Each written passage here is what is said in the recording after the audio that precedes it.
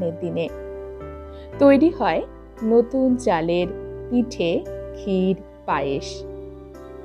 কৃষক এবং কৃষাণীরা নবান্নের আনন্দ ভাগাভাগি করে নেন পরিবারের সকল সদস্যদের সঙ্গে।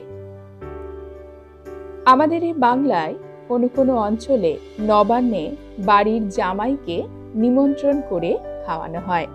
মেয়েরাও বাবার বাড়িতে আসার সুযোগ পায়। নবান্ন আর পিঠেপুলির উৎসবের আনন্দে মাতোয়ারা হয়ে যায় বাঙালি। তাই অগ্রহায়ণ এলেই সর্বত্র ধ্বনিত হয়, আজ নতুন ধানে হবে রে নবান্ন সবার ঘরে ঘরে। বাঙালি হিন্দু সম্প্রদায়ের কৃষকের ঘরে এই দিন পুজোর আয়োজনও চলে।